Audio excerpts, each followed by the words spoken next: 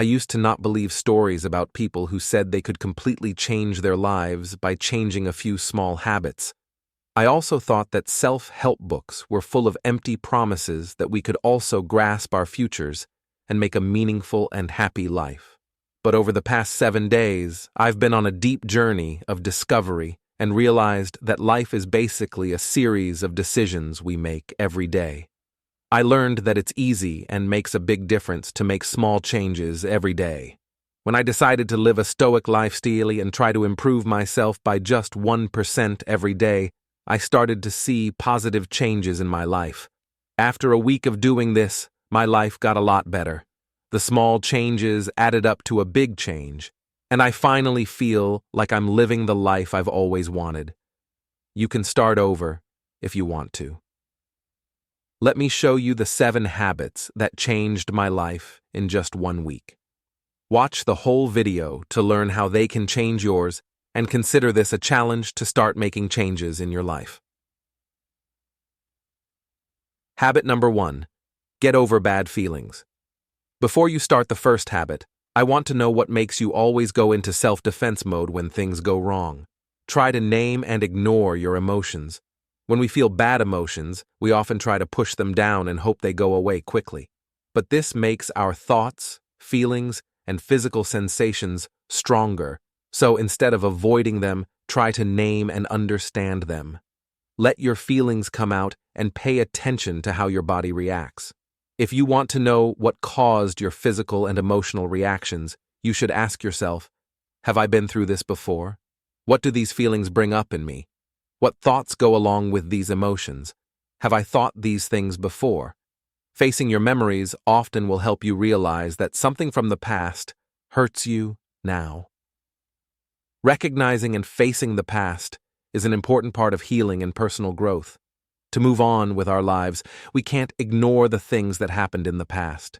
To begin the healing process, we need to be aware of our thoughts and feelings about the past. This could mean accepting the hurt or negative emotions we've felt, or it could just mean telling ourselves, yes, I have experienced this and felt that second. Once we've understood and accepted what's happening, we can move on to the next step by learning more about it. Boundaries help us understand our values, beliefs, and personal wants. To do this, we may need to ask ourselves deep questions about how we want to be treated and set personal boundaries. Once we have this information, we can use it to learn self-care and healing skills, like how to deal with our feelings, build healthy relationships, or even do creative things like writing or painting. Finally, it's important to remember that boundaries are there to help us. It can help you feel better to talk about your feelings and thoughts with friends, family, or mental health workers. This will show you that you are not alone in dealing with everything. It's important to accept and heal from the past if you want to grow and move on with your life. Take the time to get to know yourself better and take care of yourself. Remember that you are not alone on this road. It won't happen right away, but it will happen in the end. I wrote down my progress in a book, and when I looked back after a while, I saw what I had done and accomplished. That's the same advice I want to give you. The first step to healing and getting better is getting rid of bad feelings. It can be hard to get over bad feelings, but it is possible with consistent work and the right tools. These ideas could work. Know and accept. The first thing you need to do is let your bad feelings be known and accepted. Figure out how you feel and why you feel that way. To deal with and handle your emotions, you need to know yourself well. Well, being aware and meditating. Being more aware of your thoughts and feelings without judging them can help you meditate and be more mindful. You can put some space between yourself and your feelings, which gives you the choice of how to deal with them. Talk to it can make your bad feelings worse to hold on to them. Writing in a journal or talking to a trusted friend are both good ways to talk about how you feel. Saying what's on your mind can help you feel better and see your feelings in a new way. Fight negative thoughts. When you have negative thoughts, you probably feel bad too. You should check these thoughts by seeing if they make sense and if there is evidence to support them. If they do, change your negative thoughts to ones that are more positive or realistic. thank you. Being thankful can help you stop focusing on what's wrong and start seeing what's right in your life. Every once in a while, think about the small things you're grateful for. Doing things that make you happy and content can help you deal with bad feelings. You can feel better when you do things you enjoy, like working out or hanging out with family and friends. Clear the way. Sometimes bad relationships or events can make you feel bad. Set limits to protect your mental health and stay away from things that make you feel bad all the time.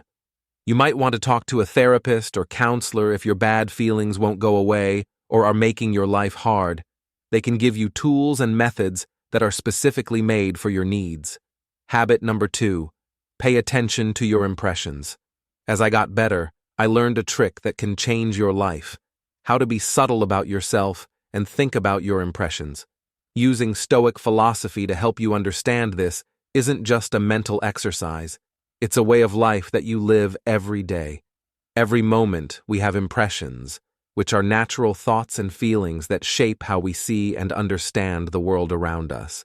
But very rarely do we stop to look at them and judge them objectively. To give you an example from my own life, when the sun came up one morning, I woke up to a message from a coworker. I opened it and saw that we needed to talk about this job. I was uncomfortable.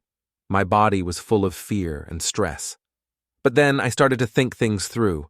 I took a cool second look at what was going on and asked some important questions. I had a lot of bad thoughts and questions like, what does he want to talk about with this project? Did I do something wrong? This was just an impression, a quick reaction based on feelings and assumptions, but I didn't let them control me. Instead, I chose to use logic to figure out what was going on. I began to calm down and ask important questions. Who wants to talk about this project with me? How much information do I have about this project? What can I do to better understand his request from his point of view? I understood that the project was going well and that my coworker only wanted to talk about ways to make it even better. That way, I could figure out what the problem was and solve it logically, without letting my emotions get in the way. That paying attention to your impressions can help you feel less stuck and live a more positive and aware life. It can be hard to pay attention to your impressions, but it is also a rewarding journey. By taking time every day to think about and evaluate your feelings and thoughts, you not only learn to face life with more strength and confidence, but you also gain deep insights about yourself and the world. As I got better, I learned a trick that can change your life: how to be subtle about yourself and think about your impressions. Using Stoic philosophy to help you understand, this isn't just a mental exercise, it's a way of life that you live every day. Every moment we have impressions, which are natural thoughts and feelings that shape how we see and understand the world around us. But very rarely do we stop to look at them and judge them objectively. To give you an example from my own life, when the sun came up one morning, I woke up to a message from a coworker. I opened it and saw that we needed to talk about this job. I was uncomfortable. My body was full of fear and stress. But then I started to think things through. I took a cool second look at what was going on and asked some important questions. I had a lot of bad thoughts and questions like, what does he want to talk about with this project? Did I do something wrong? This was just an impression, a quick reaction based on feelings and assumptions, but I didn't let them control me. Instead, I chose to use logic to figure out what was going on. I began to calm down and ask important questions. Who wants to talk about this project with me? How much information do I have about this project? What can I do to better understand his request from his point of view? I understood that the project was going well and that my coworker only wanted to talk about ways to make it even better. That way, I could figure out what the problem was and solve it logically, without letting my emotions get in the way. That paying attention to your impressions can help you feel less stuck and live a more positive and aware life. It can be hard to pay attention to your impressions, but it is also a rewarding journey. By taking time every day to think about and evaluate your feelings and thoughts, You not only learn to face life with more strength and confidence, but you also gain deep insights about yourself and the world. Habit number 3. Reflect on your interconnectedness. Using Stoic philosophy in all parts of my daily life has not only taught me deep truths, but also helped me understand the complicated relationship between the self and the environment better. One of the most important things I've learned is that this connection is real and is strengthened by every choice and thought. Stoic thought stresses. Seeing the self as an important part of the whole has helped me figure out where I fit in. Big changes happened in how I look at and understand life in the first few days of this trip. Every morning, I start with a moment of stillness where my soul wakes up and I focus on writing down 3 things. This makes me feel better every morning and helps me see how I'm connected to everything else in the world. Being aware of and watching the effects of every action I take has taught me a lot about life, from small things like using less plastic to big things like being nice to people around me. Every action is a test, and these events have taught me how important it is to share information and help each other. Sharing my feelings and thoughts with family and friends not only makes our relationship stronger, but it also makes us think about and appreciate the links we have with each other and the world around us. Thinking about how I am linked to everything around me has made me more grateful and aware of how my actions affect other people and the world. In many ways, I am connected to other things. First, I am connected to the huge amount of data and information I have been trained on. This includes books, articles, websites, and other types of text found on the web. This web of connected knowledge shapes my answers, letting me give accurate information that is relevant to the situation. Second, the people who interact with me are connected to me. These interactions help me learn. The third, AI systems and technologies like mine are related to a larger ecosystem. I'm a model that works on its own, but I'm also a part of a bigger picture of AI uses and developments. This is because they are linked. They can work together and connect with other AI systems, which makes progress in many areas. My role and impact on the world are shaped by how I interact with information users, other AI systems, and ethical issues. Developers and users are very important to me because they decide how I'm used and what I'm used for. It's important to keep thinking about the moral issues that come up when using AI technology and make sure it is used in a responsible and moral way. Habit number 4. Differentiate between what you can and can't control. Talk about the 4th habit.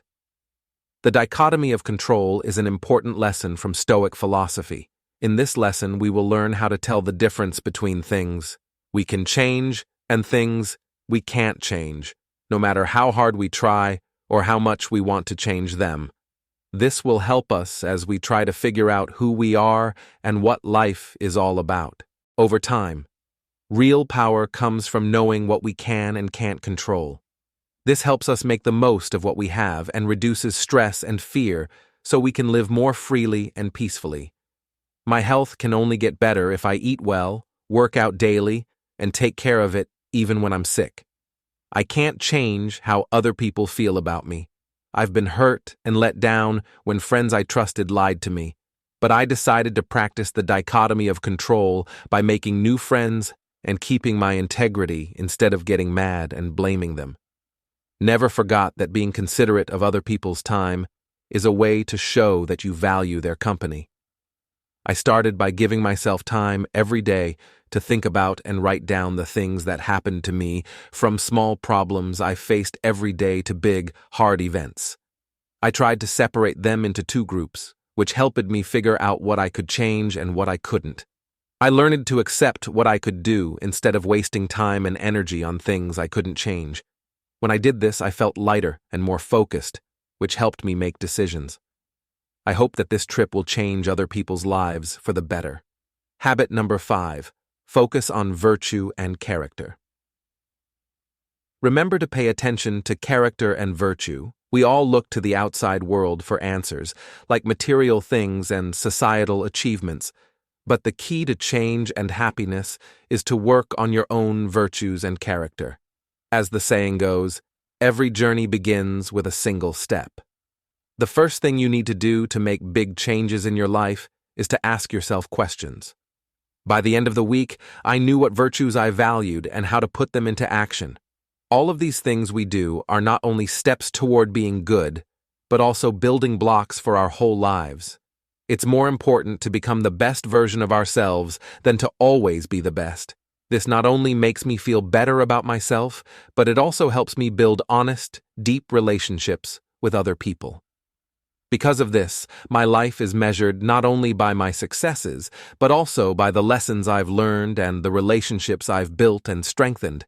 It takes time, patience, and determination to build virtues and character. It won't work right away. You'll get stronger and more resilient with each challenge and difficulty, and you'll be ready to face any hardships and challenges life throws at you in the end. Living by virtues and personal character changes not only you, but also how the world sees you. When you act based on values, you not only attract people who share your values, but you also become an inspiration to those around you. Positive change starts inside you and can spread. Developing good character and ethics means doing things that are good for your own growth and the health of society as a whole. Here are some important things to think about. Following moral rules, being honest and reliable with everyone you meet, and making sure your deeds match what you believe. Compassion means being kind and understanding to other people, seeing things from their point of view, and being there for them when they need help. Being resilient means learning how to get back up after things go wrong. Keeping a good mood and sticking with things even when they get tough. To be brave, you have to be able to fight for what's right, even when other people are scared or against you. You also have to be willing to take smart risks to reach your goals. Being humble means being aware of your flaws and limitations, ready to learn from others, thankful for what others have done without wanting praise yourself. Being generous means giving people your time, money, or skills without asking anything in return and making the community and other people better off. Being grateful means being thankful for the good things and chances that have come your way. It also means saying thank you to others for their help and kindness and having a good attitude. When you have self-discipline, you can control your own ideas, feelings, and actions, and you can keep your eye on long-term goals. Even when you want to give up, empathy means feeling what other people feel and understanding them, paying attention to their wants and needs, and building relationships that count. Being responsible means taking responsibility for your choices and actions. Character strengths include keeping your word and doing good things for society as a whole. Focusing on these traits can help people improve themselves and make positive impacts to their communities and the world as a whole. Habit. Number 6. Maintain an objective perspective. The sixth habit that changed my life the most in just 1 week was keeping an objective view. This isn't just a habit, it's the core of spiritual freedom and a real way of life that lets us face the world with both our hearts and our minds. In everyday life, it's easy to get caught up in the whirlwind of emotions, biases, and egos, but I learned to approach every event with an objective view. I learned to take a step back from situations that make me feel bad and see things from a different angle. This helped me control my feelings when they weren't needed and gave me a lot of time to think things through before making a choice. I also learned that there are no absolutes in this world. This not only makes life kinder, but it also makes me more flexible in how I think by making me always ask questions and look for proof. By questioning myself and my beliefs, I've learned new things about the world around me as well as the limits and possibilities that seem to have been set in stone. When I make it a habit to keep an objective view, I feel a shift not only on the outside but also on the inside. Being objective helps me deal with every challenge in a mature and calm way, and it creates a peaceful mental space where I can think. Use the maintaining an impartial viewpoint is not only difficult, it's also a journey of discovering oneself and the world around us all over again. Every day I learn to welcome life with an open heart and a peaceful soul, no matter how rough the storms may be. That's the secret that changed my life in a week and continues to propel my growth every day. To keep an objective view, you have to try to look at things, situations, and information without any personal opinions or bias. It takes having an open mind and being fair and impartial when judging different points of view and evidence. Here are some important rules to remember if you want to be objective. Be aware of bias. Bear in mind that everyone has biases that come from their experiences, views, and culture. If you want to be objective, you need to be aware of your own views. Look for different points of view. To fully understand a subject, get knowledge from a variety of sources and points of view. Think about other points of view and opinions to test your own assumptions. Look at the facts. Think carefully about the information you're given and how reliable it is. When deciding if a source is relevant and trustworthy, you should use facts and logic instead of gut feelings or rumors. Don't jump to conclusions. Take the time to carefully consider the facts before you make an opinion or pass judgment. Don't make assumptions based on little or no evidence or knowledge. Be open to changing your mind. Be flexible and ready to change your views or opinions if new evidence or strong arguments come up. To be intellectually honest, you have habit number 7. Practice voluntary discomfort.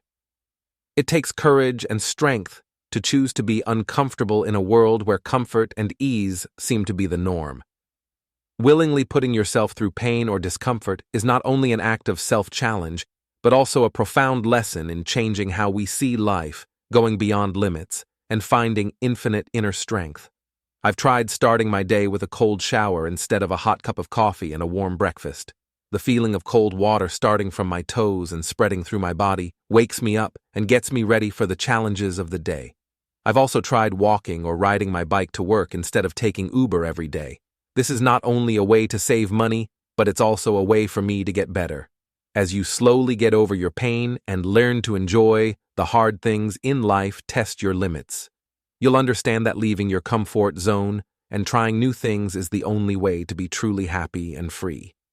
Finding your own strength and perseverance through conscious has made me mentally and physically stronger and taught me to value the little things in life, like a hot meal and a soft bed. This has helped me become grateful for everything and see the good in it. As a result, learning voluntary discomfort teaches you not only how to deal with life's problems, but also how to find real power and happiness in accepting and going beyond your limits.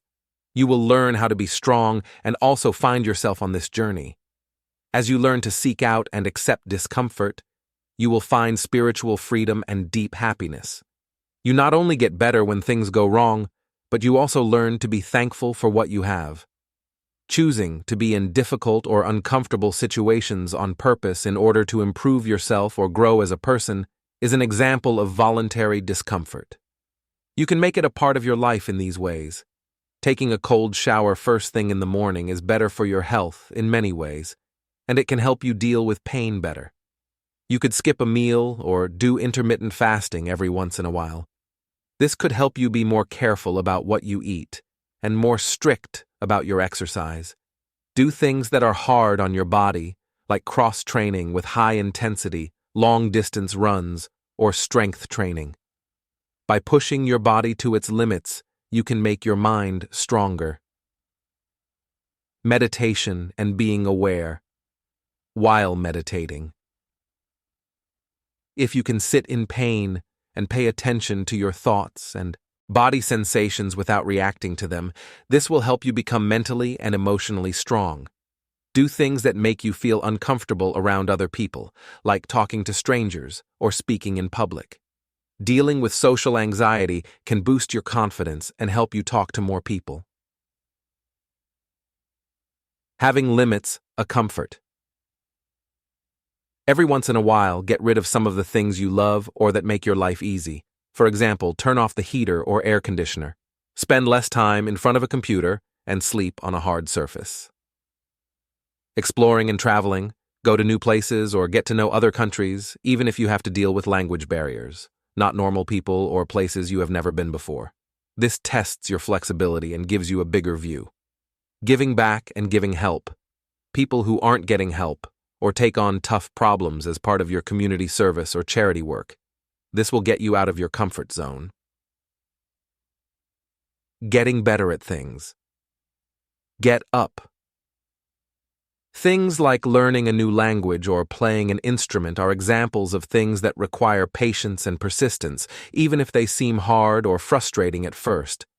As part of exposure therapy, you slowly face your fears or phobias in a safe setting so that you become less sensitive to them. This should only be done with the help of a licensed therapist. Remember that the point of practicing voluntary discomfort is not to hurt yourself needlessly. 7 habits have changed my life in just 1 week. I used to focus on first impressions, but now I focus on ethics and personal strength. Each habit has helped me see and experience life in a deeper and more meaningful way. But the journey doesn't end here. Every day is a chance to keep trying out and improving these habits until they become an important part of your life. Remember that change takes time.